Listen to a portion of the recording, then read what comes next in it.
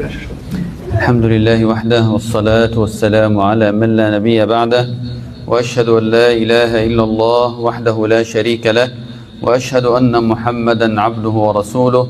اللهم اشرح لي صدري ويسر لي أمري واحلل عقدة من لساني يفقه قولي، ثم أما بعد. نعيش هذه الدقائق المعدودة مع قصة فيها عظة وعبرة. القصة ثابتة في السنة الصحيحة التي صححها العلامة الألباني وغيره، من حديث أبي واقد الليثي رضي الله عنه أن النبي صلى الله عليه وسلم لما رجع من غزوة خيبر، وكان للمشركين شجرة يعلقون فيها أو يعلقون بها سيوفهم، يقال لها ذات أنواط. الشجرة اسمها إيه؟ ذات أنواط. فقال الصحابة للنبي صلى الله عليه وسلم: يا رسول الله، اجعل لنا ذات أنواط كما لهم ذات أنواط. فقال: سبحان الله، قلتم والذي نفسي بيده، كما قال قوم موسى لموسى: اجعل لنا إلها كما لهم آلهة. اجعل لنا إلها كما لهم آلهة. هذه القصة أخي الكريم فيها دروس وعظات وفوائد كثيرة. الفائدة الأولى أهمية مصاحبة أهل العلم، لأنهم لما صاحبوا النبي صلى الله عليه وسلم ووقعوا في خطأ، بدأ النبي صلى الله عليه وسلم يصحح لهم هذا الخطأ. لكن ما الذي أدى بشبابنا إلى الضياع والخراب والضلال إلا أنهم لم يصحبوا الأخيار وصحبوا الأشرار. فالصحبة الطيبة يا أخي الكريم، الصاحب ساحب، الصاحب ساحب.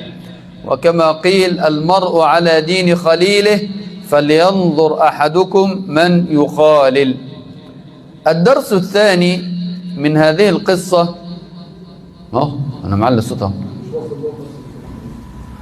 الدرس الثاني من هذه القصة أن البركة لا تكون إلا في الأمور التي حددها المولى عز وجل. البركة لا تكون إلا في الأمور التي حددها المولى عز وجل في كتابه أو في سنة نبينا محمد صلى الله عليه وسلم. زي إيه يا جماعة؟ زي إيه كده؟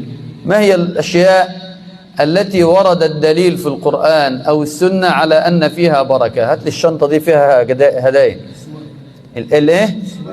السواك فيه بركة، لقول النبي صلى الله عليه وسلم: ما زال جبريل يوصيني بالسواك حتى ظننت أنه سينزل فيه قرآن. وقول النبي صلى الله عليه وسلم: السواك مطهرة للفم مرضاة للرب. الايه كمان؟ السحور، تسحروا. ايوه كده، كلام مباشر بقى. تسحروا فإن في السحور ايه؟ تسحروا فإن باشمهندس تسحروا فإن في السحور ايه؟ بركة. كذلك تقوى الله. يقول المولى عز وجل: ولو أن أهل القرى آمنوا واتقوا لفتحنا عليهم بركات من السماء والأرض.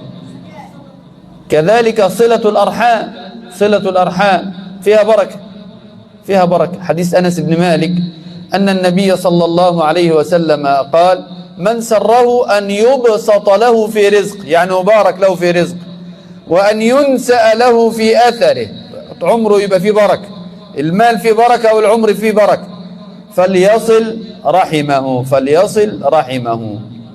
فالبركة، نعم، تيمنوا فإن في اليمين بركة. اللهم بارك في بكور ايه؟ أمتي. جايزتين الشيخ سليمان والشيخ أبوها. اتفضل.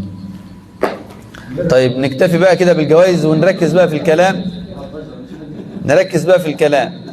يبقى إذن الصحابة رضوان الله عليهم لما طلبوا من النبي صلى الله عليه وسلم أن يجعل لهم ذات أنواط، أرادوا أن يتخذوا شيئا يبارك الأسلحة، فنهاهم النبي صلى الله عليه وسلم أن يفتح هذا الباب، وقال: اطلبوا البركة من مناطها ومن أماكنها الشرعية. ما هي أماكنها الشرعية؟ ضربنا عدة أمثلة. تقوى الله عز وجل سبب للبركة، صلة الأرحام سبب للبركة، السحور سبب البكور سبب إيه؟ للبركة. التيمن، تيمنوا فإن في اليمين إيه؟ بركة. كل هذه أشياء تؤدي إلى البركة، فعلينا أن نأخذ بها. طيب، ماذا تقول لمن يذهبون إلى القبور يتلمسون فيها البركة؟ ماذا نقول لهؤلاء ويطلب منه المدد ويطلب منه العون؟ ماذا تقول له؟ تقول له أنت أخطأت يعني عدة أخطاء، عد معي.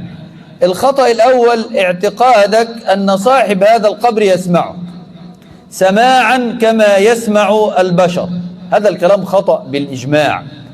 الميت يسمع نعم، لكن له سماع مخصوص يتناسب مع وضعه الآن، كما قال الله عز وجل: حتى إذا جاء أحدهم الموت قال رب ارجعون لعلي أعمل صالحا فيما ترك كلا إنها كلمة هو قائلها. كمل كده: ومن ورائهم إيه؟ برزخ. فهو في حياة برزخية ليست كحياتنا وليست كحياة الآخرة، مرحلة وسط ما بين الدنيا وما بين الجنة والنار، يوم القيامة، اليوم الآخر، مرحلة البرزخ. هذه المرحلة لها خصائصها التي إيه؟ تتميز عن غيرها. من ضمن هذه الخصائص أن الميت لا يسمع إلا في أوقات محددة. ما هي هذه الأوقات؟ حد يعرف؟ بعد انصراف الناس، كما قال النبي صلى الله عليه وسلم: إنه لا يسمع قرع نعالهم إذا ولوا مدبرين. وورد دليل ثاني أنه يسمع الملكين عندما يجلسانه ويقولون من ربك. هو أكيد بيسمعهم بقى عشان يجاوب، واخد بالك؟ فهو يسمع في هذه اللحظات. وقيل يسمع عندما يدخل أحد الناس المقابر ويقول: السلام عليكم، السلام عليكم أهل الديار من المسلمين ونحن إن شاء الله بكم إيه لاحق. قيل أنه يسمع ويرد الإيه؟ ويرد السلام. دي برضو بعض الافتراضات اللي العلماء وضعوها. لكن يسمع كسماعنا نحن، هذا لا، هذا خطأ.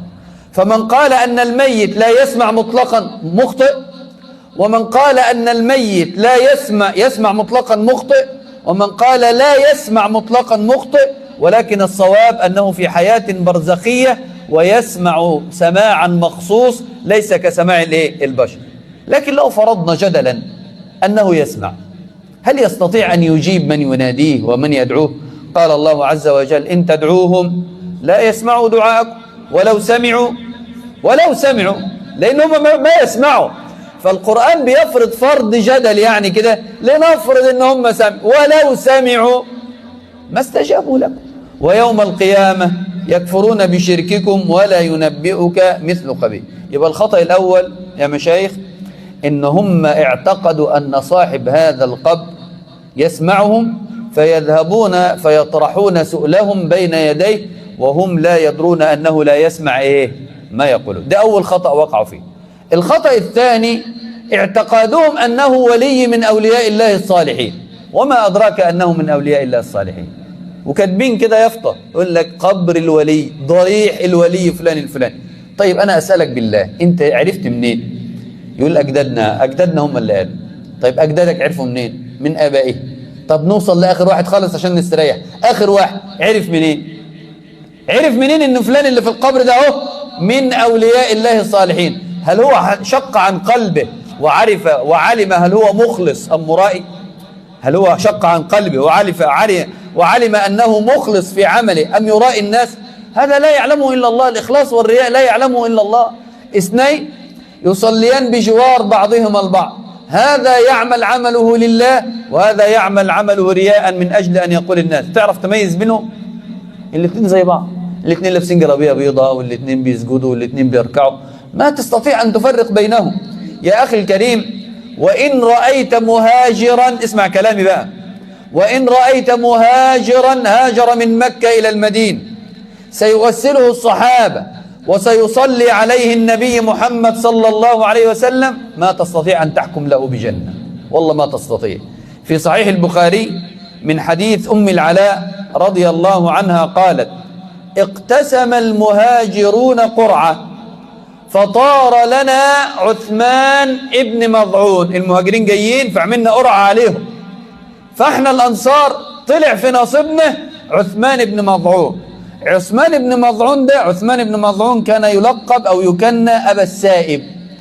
قالت فنزل في أبياتنا، جه عندنا ضيف أكرمناه وعاش عندنا فترة إلى أن مرض ومات، فلما غسلناه وكفناه وجاء النبي صلى الله عليه وسلم عشان يصلي عليه بقى، ياخدوه يروحوا يصلوا عليه، فقالت أم العلاء والنبي صلى الله عليه وسلم حاضر يسمعها، فقالت سلاما عليك أبا السائب، فشهادتي عليك، بتدي خدمة، بتدي حكم، فشهادتي عليك لقد أكرمك الله. فقال النبي صلى الله عليه وسلم يا أم العلاء وما يدريك أن الله قد أكرمه، أما هو فقد جاءه اليقين، والله إني لأرجو له الخير. أنا مش بقول الكلام ده أنا عايز أخش ويخش النار، لا لا، ده النبي صلى الله عليه وسلم مدحه ربه بالرحمة، فقال وما أرسلناك إلا رحمة للعالمين، فبما رحمة من الله لنت له.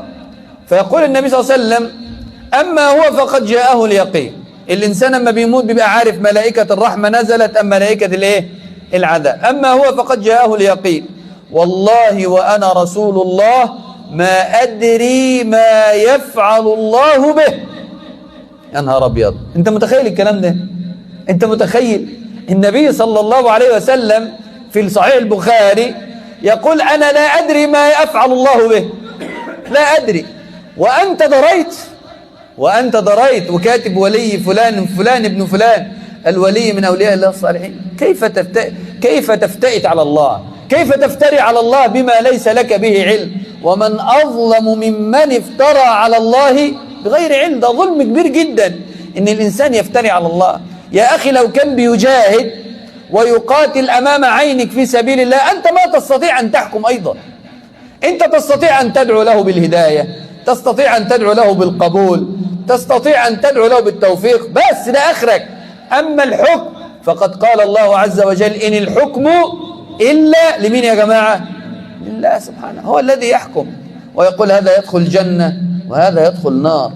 النبي صلى الله عليه وسلم كان يقاتل في إحدى المعارك، وكان في المسلمين رجل لا يدع شاذة ولا فاذة إلا اتبعها يضربها بسيفه. يعني ايه الكلمة دي شاذة وفاذة دي؟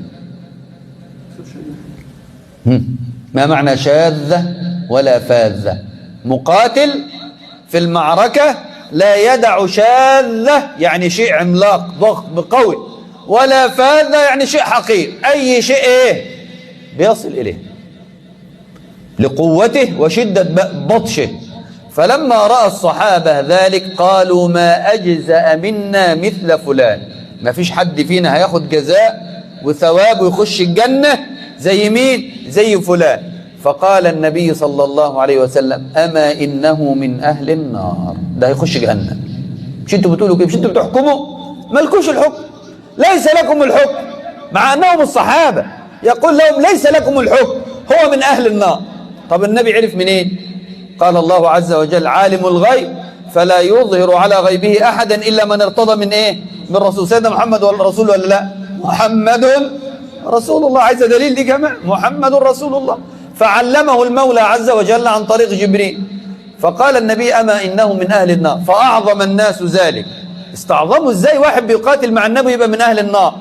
قال أحد الصحابة فالتزمته، بقت عمل زي ظله، كلما أسرع أسرعت معه وكلما أبطأ أبطأت معه. فلما كنا في إحدى الغزوات قتل نفسه، أخذ سيفه وجعل نصله على الأرض وذبابه اللي هو الحد بتاع السيف السن بتاع السيف وجعل ذبابه بين ثدييه فقتل نفسه. الصحابي لما شاف كده ذهب للنبي صلى الله عليه وسلم وهو جالس في وسط الصحابة فقال أشهد أنك رسول الله، أشهد أنك رسول الله.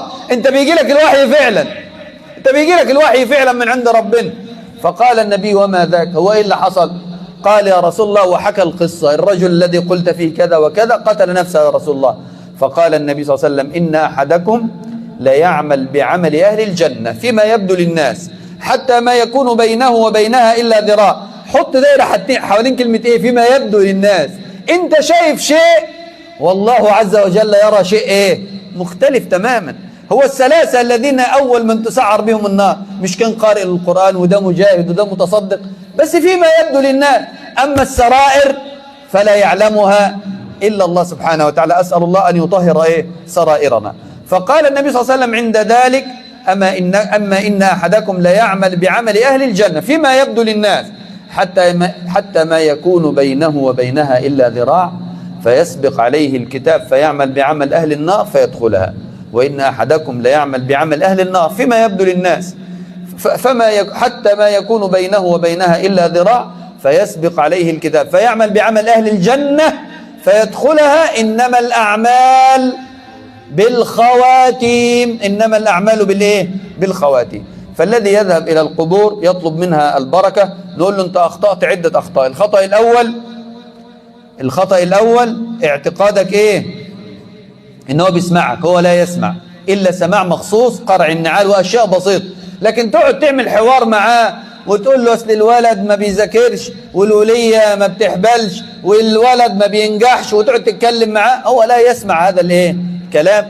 والمولى عز وجل هو الذي يستجيب لك ويسمعك، كما قال الله عز وجل: وإذا سألك عبادي عني فإني قريب أجيب دعوة الداعي إذا دعان. وقال: ربكم ادعوني أستجب لكم إن الذين يستكبرون عن عبادتي سيدخلون جهنم داخرين. ده الخطأ الأولاني، اعتقاده أن النبي يسمع. الخطأ الثاني اعتقاده أنه ولي من أولياء الله الصالحين، وأنت ليس لك الحكم. لكن ممكن تدعي له أن يبقى من أولياء الله الصالحين، مش مشكلة. لكن تحكم بأنه من أولياء الله الصالحين، هذا ليس لك، الحكم ده لله سبحانه وتعالى. الخطأ الثالث، وده مهم بقى، وده في موضوعنا، اعتقاده البركة في الدعاء عند صاحب الضريح. يقول لك: المكان ده فيه بركة. نقول له: ما يدريك؟ انت عرفت منين؟ ما هو زي ما الناس حكمت ان هو ولي بدون علم، انت برضو بتحكم بدون علم ان هذا المكان فيه بركة، وليس عندك دليل من قرآن ولا من سنة. بل ورد، اسمع بقى الكلام، بل ورد الدليل على الخلاف من ذلك. ورد الدليل على الخلاف من ذلك. في واحد من التابعين أو من تابعي التابعين اسمه علي، ركز في الاسم ده، اسمه علي ابن حسين ابن علي ابن أبي طالب رضي الله عنه. يبقى أبوه جده مين؟ أبوه اللي هو الحسن، جده مين؟ سيدنا محمد صلى الله عليه وسلم. رأى رجل من التابعين ويقف جنب قبر النبي صلى الله عليه وسلم، وقد وجد فرجة بين القبر وبين الحائط، حتة كده شق كده، فوضع يده فيها وظل يدعو. فقال: يا ابن أخي، ألا تسمع نصيحة مني؟ قال: اسمع. قال: ألا أحدثك بحديث سمعته عن أبي عن جدي عن رسول الله صلى الله عليه وسلم؟ قال: بلى. قال: سمعت جدي رسول الله صلى الله عليه وسلم، أو سمعت أبي عن جدي عن رسول الله صلى الله عليه وسلم أنه يقول: لا تتخذوا قبري عيدا. يعني مكان تترددون إليه تطلبون البركة ده قبر النبي يا جماعة، ده قبر سيدنا محمد صلى الله عليه وسلم. يقول فيه هذا: لا تتخذوا قبري عيدا ولا تجعلوا بيوتكم مقابر. وفي رواية أخرى للحديث: لا تتخذوا قبري عيدا، لا تتخذوا قبري وثنا يعبد، لعن الله اليهود والنصارى اتخذوا قبور أنبيائهم وصالحيهم مساجد، إني أنهاكم عن ذلك. وقد أرسل النبي صلى الله عليه وسلم لما فتحت مكة، أرسل عليه ألا يدع قبرا مشرفا إلا سواه بالأرض. فين أنتم من هذا الكلام؟ فين أنتم من هذا الكلام؟ ألا تبحثون عن مثل هذه الأحاديث الصحيحة وتبدأون في تطبيقها كما فعل النبي صلى الله عليه وسلم؟ لم يدع قبر مشرف مرتفع إلا سواه بالأرض، ولم يأذن إلا بارتفاع قد إيه يا جماعة؟ شبر بس، شبر كده يعرف إن فيه هنا قبر، لكن يرفع كده بالأمتار، هذا كان ينهى عنه النبي صلى الله عليه وسلم.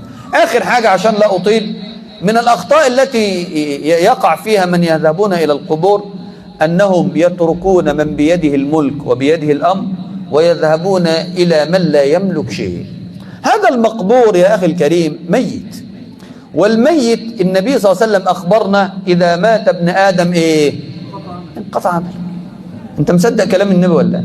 إذا مات ابن آدم انقطع عمله إلا من 3 حاجات: صدقة جارية، علم ينتفع به، أو ولد أو ولد صالح يدعو له. يعني ابنه لو عايش هو اللي محتاج ابنه إن ابنه يدعو له، أو يدعو له الصالحين، كما قال الله عز وجل: والذين جاءوا من بعدهم يقولون ربنا اغفر لنا ولإخواننا الذين سبقونا بالإيمان. وما تيجي تقرأ سورة الأنعام سبحان الله تجد ربنا يقول إن الله فالق الحب والنوى يخرج الحي من الميت ويخرج الميت من الحي ذلكم الله. هو ده ربنا، هو ده ربنا اللي بيخرج لنا الحي من الميت والميت من الحي.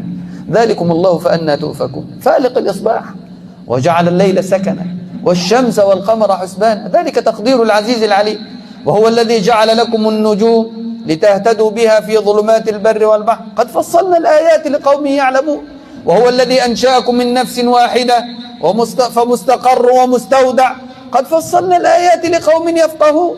وهو الذي أنزل من السماء. صاحب القبر عمل إيه من الكلام ده يا جماعة؟ صاحب القبر عمل إيه من الكلام ده؟ ولا شيء ولا شيء ولا شيء من هذا الكلام. وهو الذي أنزل من السماء ماء فأخرجنا به نبات كل شيء فأخرجنا منه خضرا نخرج منه حبا متراكبا ومن النخل من طلعها قنوان دانية وجنات من أعناب والزيتون والرمان مشتبها وغير متشابه انظروا إلى ثمره إذا أثمر وينعه إن في ذلكم لآيات لقوم يؤمنون إلى أن قال آيات كثيرة إلى أن قال في الصفحة التي تليها ذلكم الله ربكم لا إله إلا هو. الأصنام دي والأضرحة دي ليس لها ملك شيء ولم تفعل شيء حتى تترك الفاعل أو حتى تترك الخالق المدبر للأمور كلها وتذهب لمن لا يملك شيء بل هو عبد من عباد الله. إن كل من في السماوات والأرض إلا آتي الرحمن عبد. لذلك بعد ما جاب الآيات اللي فيها دلائل قدرة الله قال بعدها ذلكم الله ربكم لا إله إلا هو خالق كل شيء المطلوب به فاعبدوا. والدعاء هو العبادة كما قال النبي صلى الله عليه وسلم الدعاء مخ العبادة. وفي رواية الدعاء هو الدعاء هو العبادة. ذلكم الله ربكم لا إله إلا هو خالق كل شيء فاعبدوا. آخر حاجة هي مهمة معلش. أحيانا يبتلي المولى عز وجل العباد ليعلم كم قدر العقيدة في قلوبهم. أنت متخيل كم قدر الإيمان في قلوبهم كما قال الله عز وجل وما كان الله ليذر المؤمنين على ما أنتم عليه حتى يميز الخبيث من الطيب. تبارك الذي بيده الملك وهو على كل شيء قدير الذي خلق الموت والحياة ليبلوكم ألف لام ميم أحسب الناس أن يتركوا أن يقولوا آمنا وهم لا يفتن. أحيانا ربنا يختبر بعض الناس تبقى مرة ما بتحملش امرأة لا تحمل والمولى عز وجل يقدر لها أنها ستحمل بعد الزواج ب11 سنة. ركز في الكلام بالله عليك عشان انت هتفهم خطورة دعاء غير الله. المولى عز وجل مقدر لها يا شيخ أحمد إنها بعد الجواز ب11 سنة هتحمل فظلت 10 سنين تدعو المولى عز وجل والمولى عز وجل مقدر لها هي تحمل فين؟ في السنة ال11. فجاءت لها شيطانة من شياطين الإنس وقالت انت بقالك 10 سنين بتدعي ربنا انا عايزك بقى تروحي للبدوي وتروحي تقدمي كده نذر ولا حاجة وتدعي البدوي وتشوفي ايه اللي هيحصل. قدرا سمعت الكلام وراحت عند البدوي راحت فظهر عليها الحمل. بالله عليك كيف سيكون عقيدة هذه المرأة في الله عز وجل؟ الله عز وجل عجز في رأيها بقى وفي تصورها والسيد البدوي هو اللي جاب الولد. وسبحان الله الشيطان يلبس على الناس مئات وآلاف من النساء ذهبوا وما فيش حد حمل منه لكن لمرة واحدة بس قدرا اختبار من ربنا وابتلاء. وانا جبت لك الآيات ان الدنيا دي كلها للابتلاء كما قال الله عز وجل إنا جعلنا ما على الأرض زينة لها. ليه؟ كل على الأرض دي جاي عشان البلاء والاختبار لنبلوهم أيهم أحسن عملا. فتتزعزع العقيدة في قلوب الناس. يقول لك شوف بقى مدعية البدوي هو اللي نصرني هو اللي وقف جنبي. ضاعت العقيدة وضاع الإيمان في قلوب العباد. لذلك يا أخي الكريم تذكر قول النبي صلى الله عليه وسلم وأختم به عندما كان يعلم الطفل الصغير عبد الله بن عباس يا غلام إني أعلمك كلمات. تعال بالله عليك الرسول لما يقول له إني أعلمك كلمات هينقي أهم حاجة ولا أي كلام كده؟ لا ده بيربي النبي محمد بينقي أهم شيء يلقنه لحبر الأمة وترجمان القرآن عبد الله بن عباس إني أعلمك كلمات. احفظ الله يحفظك احفظ الله تجده تجاه إذا سأل فاسأل الله ما تسألش حد غير ربنا. وإذا استعنت فاستعن بالله. يا أخي ألا تستحي أن تذهب إلى بيت من بيوت الله فيه ضريح تدعو صاحب الضريح وتترك المولى عز وجل وأنت تقرأ قول الله وأن المساجد لله فلا تدعوا مع الله أحدا. مصيبة كبيرة أن نترك الخالق الرازق المدبر المحيي المميت ثم نذهب لمن قال الله عز وجل عنه والذين تدعون من دونه ما يملكون من قطمير. حد عارف القطمير ده اللي هو ايه؟ اللي هي القشرة الرقيقة التي حول النواة بين التمرة وبين النواة في قشرة كده عاملة زي قشرة البيض. تعرف تبيعها ديت؟ تعرف تلم منها كيلو؟ ما تنفعش في أي حاجة، ليس لها قيمة. ضرب المولى عز وجل بها المثل في الفائدة التي ستخرج لك من أصحاب القبور وقال لا يستطيعون ما يملكون، يعني مش حتى يملكوا، لا ما يملكون من ايه؟ من قطمير. أفنترك الذي بيده ملكوت السماوات والأرض والذي قال عن نفسه قل اللهم مالك الملك تؤتي الملك من تشاء وتنزع الملك ممن تشاء وتعز من تشاء وتذل من تشاء بيدك الخير إنك على كل شيء. من الذي نجى نوح عليه السلام من الغرق؟ من الذي أهلك قوم ثمود وقوم عاد؟ من الذي نجى إبراهيم وقد ألقي في نار محرقة؟ من الذي نجى محمد صلى الله عليه وسلم وكان فردا في وسط أمة كافرة ونصره وأعلى كلمته وأعلى دينه حتى وصل إلى مليارات من البشر الآن؟ أليس هو الخالق الرازق المدبر سبحانه وتعالى؟ أنترك هذا وندعو صاحب قبر لا يملك لنفسه نفعا ولا ضرا؟ أخي الكريم، كانت هذه يعني وقفات مع قصة أبي واقد الليثي في حديث عندما كانوا يرجعون من غزوة خيبر. أسأل المولى عز وجل أن يجعل هذه الكلمات في موازين الحسنات. اللهم إني أسأل المولى عز وجل أن تكون في موازين الحسنات. اللهم يا أكرم من سئل، يا أجود من أعطى، يا من بيده خزائن السماوات والأرض، يا رب محمد صلى الله عليه وسلم ورب الأولين والآخرين، اللهم اغفر لنا ذنوبنا يا رب. اللهم اغفر لنا ذنوبنا ولآبائنا وأمهاتنا وذرياتنا وزوجاتنا. اللهم إنا نسألك الفردوس الأعلى من الجنة. اللهم أدخلنا الجنة بغير حساب ولا عذاب. اللهم أدخلنا الجنة واجمعنا في الجنة بآبائنا وأمهاتنا. اللهم لا تحرمنا أن تجمعنا في الجنة بآبائنا وأمهاتنا وذرياتنا وزوجاتنا وأهلنا أجمعين. ربنا آتنا في الدنيا حسنة وفي الآخرة حسنة وقنا عذاب النار. اللهم سهل ويسر لنا الحج والعمرة. اللهم سهل ويسر لنا الحج والعمرة. اللهم سهل ويسر لنا الحج والعمرة. ربنا هب لنا من أزواجنا وذرياتنا قرة أعين واجعلنا للمتقين إماما. اللهم إنا نعوذ بك من الكفر والفقر ونعوذ بك من عذاب القبر. اللهم أغننا، اللهم أغننا. اللهم إنا نسألك الهدى والتقى والعفاف والغنى. اللهم إنا نسألك الهدى والتقى والعفاف والغنى.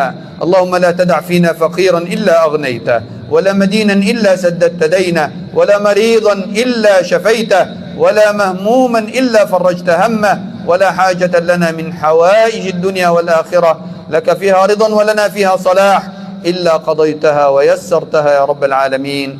جزاكم الله خيرا، وصلى اللهم على نبينا محمد وعلى آله وصحبه وسلم، والسلام عليكم ورحمة الله وبركاته.